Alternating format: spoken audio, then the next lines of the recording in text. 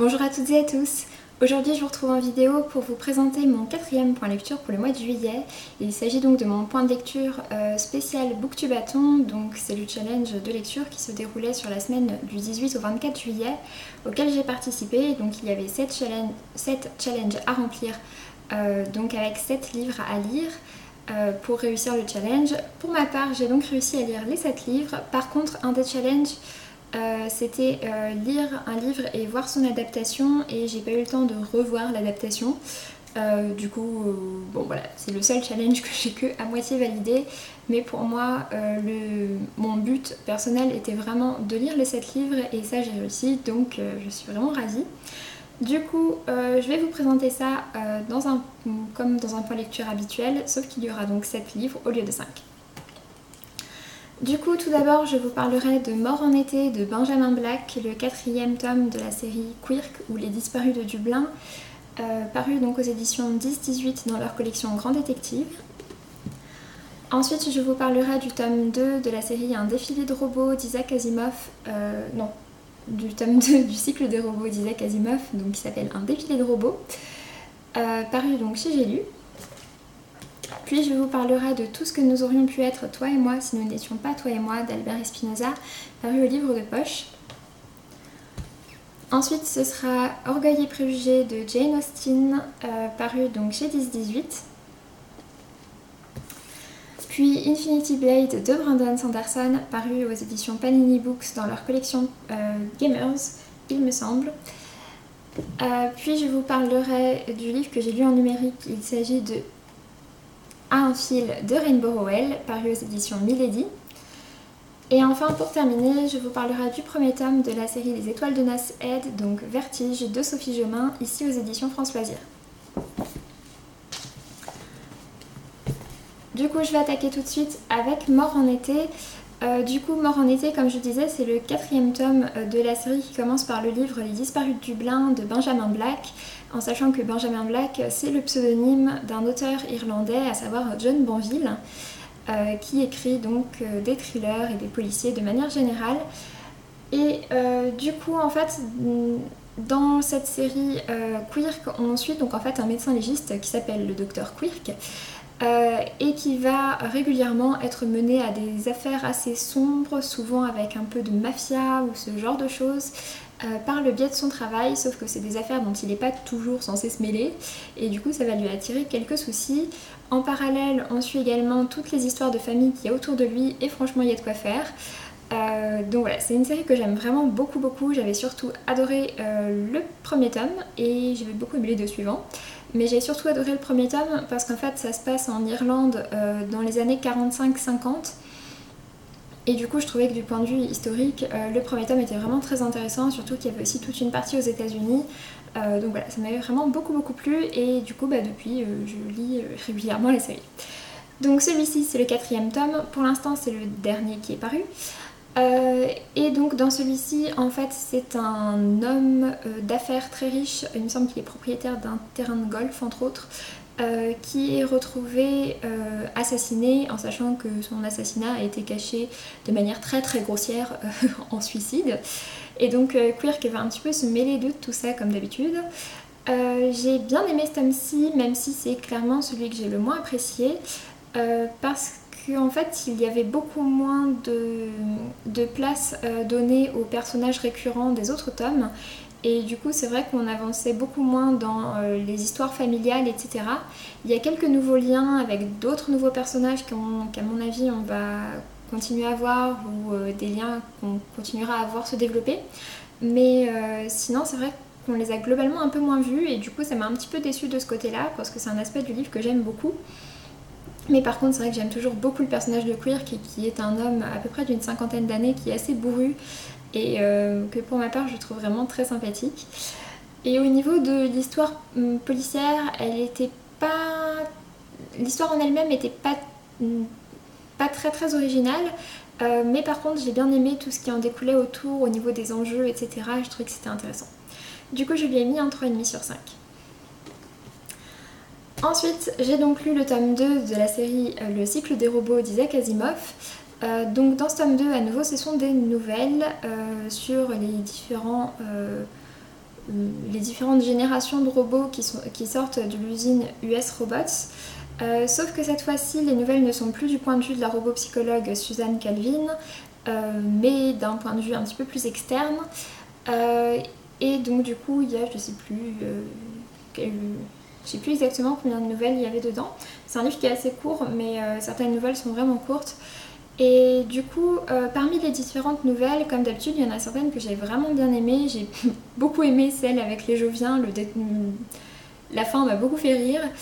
Et j'ai aussi beaucoup aimé celle avec Tony, le robot ménager, que j'ai trouvé très intéressante au niveau de la psychologie justement du robot. Mais après c'est vrai que par contre j'ai moins aimé ce tome-ci que le tome précédent par rapport à la narration justement. C'est une narration qui est externe et que du coup j'ai trouvé un petit peu moins chaleureuse et qui de ce point de vue là m'a un petit peu moins plu.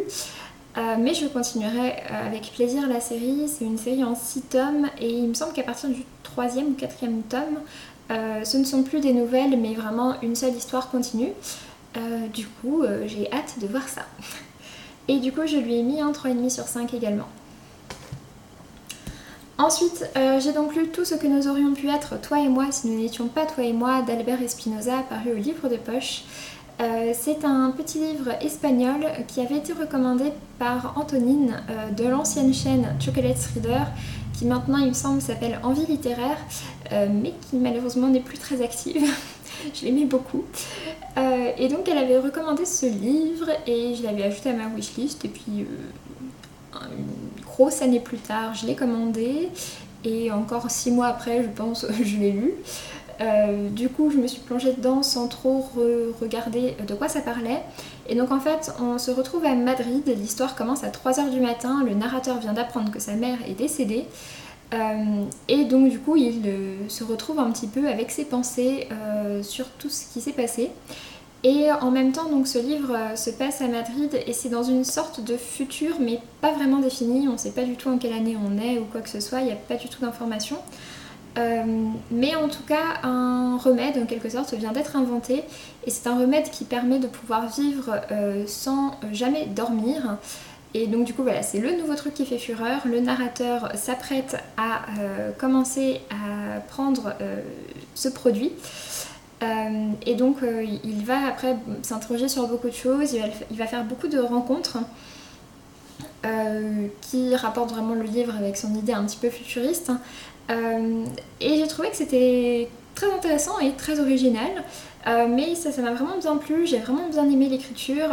Après c'est vraiment très très particulier comme livre et ça traite un peu des sentiments amoureux mais de manière assez étrange et pas du tout conventionnelle.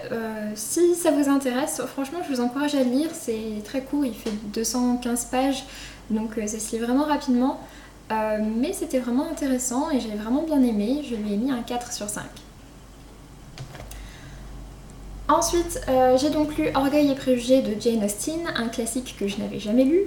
C'est donc un classique de la littérature anglaise, je pense que quasiment tout le monde connaît l'histoire d'Elizabeth et Monsieur Darcy. Et pour ma part, j'avais donc déjà vu le film avec Keira Knightley et la moitié, je pense, de la série qui avait été faite il n'y a pas très longtemps à la télé.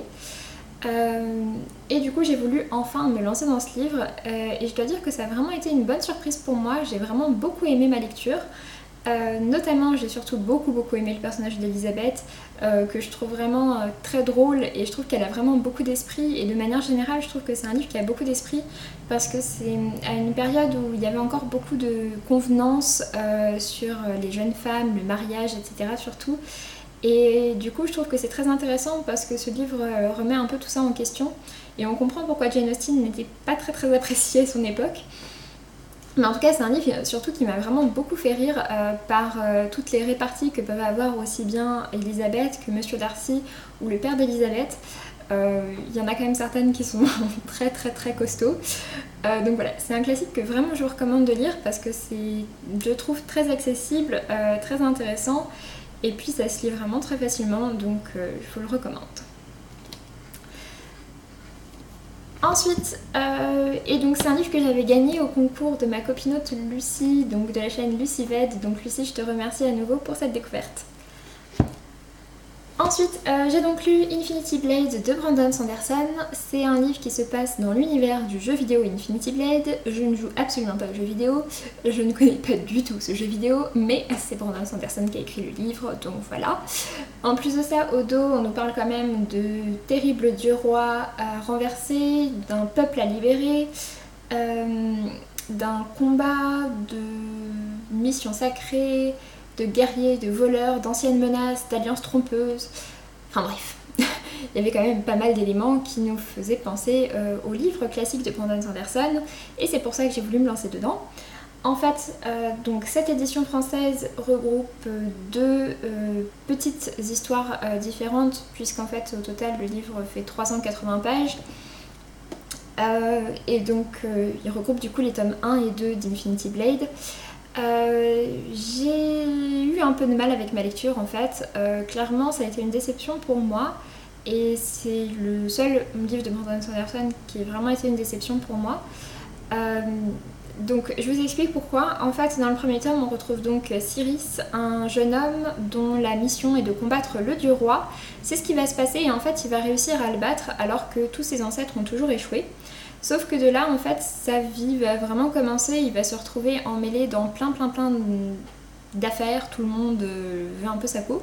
Et donc du coup, il va être obligé de fuir et il va rencontrer une jeune femme qui s'appelle Isa, qui est un personnage que j'ai beaucoup aimé. Et donc voilà, en gros pour les premiers tomes. Du coup, j'avais vraiment bien apprécié le premier tome, je trouvais que c'était très intéressant, j'étais vraiment pas du tout perdue par rapport au côté jeu vidéo ou quoi que ce soit. Mais par contre dans le deuxième tome, le côté jeu vidéo est vraiment très prédominant et du coup ça m'a complètement paumée, ça m'a complètement freinée dans ma lecture du livre et ça a vraiment été dommage pour moi. En plus de ça, je trouve qu'au niveau de la fantaisie qui est décrite dedans, il y a certains aspects qui sont un petit peu trop mâchés et un petit peu trop destinés à un public peut-être de non-lecteurs de fantaisie. Et du coup des choses qui sont un peu trop expliquées je trouve. Donc ouais, voilà, ça a été une déception pour moi, mais surtout le deuxième livre avec lequel j'ai vraiment eu beaucoup de mal. Du coup, Brandon Sanderson mentionne dans les remerciements qu'il y aura certainement une suite et d'autres aventures, puisque d'ailleurs ça se finit sur une fin très ouverte. Je pense que je les lirai quand même parce que c'est Brandon Sanderson, mais si ça n'avait pas été de lui, clairement, je me serais arrêtée là. Voilà. Et du coup, j'ai pas beaucoup aimé ce livre, je lui ai mis un 2 sur 5. Ensuite, j'ai donc lu À un fil de Rainbow Rowell, donc aux éditions Milady. Je l'avais acheté en format numérique pendant la grosse OP, donc Milady Brajlon Castelmore en début de mois, donc du coup à 1,99 €. Et du coup, c'est un roman contemporain adulte de Rainbow Rowell, qui est donc l'auteur de Fangirl et Eleanor and Park, et j'avais surtout beaucoup aimé Eleanor and Park, et du coup j'avais très envie de relire de cet auteur, et notamment dans les livres un petit peu plus adultes qu'elle a pu écrire. Et j'ai vraiment beaucoup aimé À un fil. C'est un livre qui a des avis un petit peu mitigés de manière générale, mais pour ma part il m'a vraiment beaucoup plu. On y retrouve une femme d'une quarantaine d'années qui s'appelle Géorgie, et elle travaille avec son associé depuis toujours sur vraiment la série télé qui sera le grand projet de sa vie. Sauf que pour pouvoir terminer ce projet, elle doit renoncer à ses vacances en famille avec son mari et ses 2 filles. Et c'est ce qu'elle va faire. Sauf que son mari va beaucoup lui en vouloir. Et on sent vraiment que leur couple commence clairement à s'effriter alors qu'ils sont ensemble depuis une grosse quinzaine d'années quand même. Et du coup voilà, son couple vraiment est complètement en perdition. Et en même temps en fait, du coup elle va retourner chez sa mère pour un petit peu se changer les idées parce qu'elle n'a pas très envie de rester dans sa maison qui du coup est vide. Et donc du coup elle va retourner chez sa mère, sauf que quand elle appelle chez son mari, enfin chez les parents de son mari pour essayer de le joindre, elle va l'appeler donc avec un vieux téléphone jaune qui est dans sa chambre. Et en fait ça va lui permettre de joindre son mari mais avec 15 ans de moins. Donc à une époque où ils étaient déjà ensemble mais où ils s'étaient séparés à cet instant-là, et c'était un moment vraiment très important de leur couple. Et donc du coup elle se demande un peu ce qui se passerait si elle faisait changer le cours des choses, et si ce serait pas mieux qu'elle fasse changer le cours des choses. Et c'est un roman que j'ai beaucoup aimé, mais que pour ma part j'ai trouvé très triste et très difficile à lire sur beaucoup de passages, parce que je me suis beaucoup retrouvée dans le personnage de Géorgie, et du coup j'ai eu beaucoup de mal quand ça n'allait pas pour elle, et j'ai trouvé que c'était extrêmement difficile le fait que justement son couple batte autant de l'aile avec son mari, et que du coup elle se raccroche à la version de son mari avec 15 ans de moins, parce que dans cette version-là, il lui fait pas la gueule, parce que dans cette version-là, elle arrive à lui parler, alors que sinon, elle peut pas du tout le joindre. Et du coup, c'est un livre que j'ai vraiment trouvé difficile de cet aspect-là, mais qui pour ma part m'a vraiment beaucoup plu. Et du coup, je vous recommande vraiment de le lire pour ma part. Et du coup, je lui ai mis un 4,5 sur 5, mais ça a été un petit coup de cœur pour moi, et j'ai vraiment beaucoup aimé ma lecture. Et enfin, donc pour terminer, j'ai lu le tome 1 des Étoiles de Nasheed de Sophie Jobin, donc qui s'appelle Vertige. Donc ici c'est l'édition France Loisirs. À la base ils étaient parus chez Rebelle et maintenant ils sont édités donc chez J'ai lu. Et donc voilà, je me suis enfin lancée dans cette série. C'est une série dans laquelle on retrouve Anna, qui est une jeune fille française de 18 ans.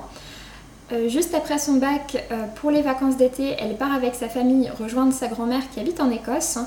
Et là-bas, elle va faire la rencontre d'un mystérieux jeune homme qui s'appelle Lace, et qui finalement ne va pas tout à fait être celui qu'elle pensait, puisqu'elle va découvrir à un moment qu'en fait Lace est une créature surnaturelle et qu'il n'est pas le seul dans le coin. Alors, ce livre, c'est un petit peu bizarre parce que j'ai eu beaucoup de mal avec le premier tiers du livre, en gros les 150 premières pages, parce que je trouvais que les fils étaient beaucoup trop gros, que le personnage d'Anna était beaucoup trop naïf, enfin bref, ça m'a vraiment pas plu. Ce premier tiers, j'ai trouvé que c'était beaucoup trop bourré de clichés, enfin bref, ça m'a pas plu du tout ce premier tiers. Sauf qu'après, une fois que Lace révèle sa vraie nature à Anna, j'ai beaucoup aimé tout ce qui se passait et j'étais complètement embarquée, et donc du coup ça m'a donné vraiment très envie de lire la suite, même si c'est vrai que j'ai toujours un petit peu de mal avec le personnage d'Anna dans certains passages où je ne comprends pas son comportement vis-à-vis de certains personnages, surtout du personnage de Davis d'ailleurs, que je n'aime vraiment pas du tout. Mais sinon, voilà, c'est vraiment été un très bon premier tome pour moi, c'était une bonne surprise malgré ce début très compliqué. Mais du coup j'ai quand même très envie de lire la suite, donc je pense que je la lirai prochainement. Sur ce, j'en ai terminé avec ce point lecture. Je vous dis donc à très bientôt pour une prochaine vidéo, et puis d'ici là, portez-vous bien et faites de belles lectures. Salut!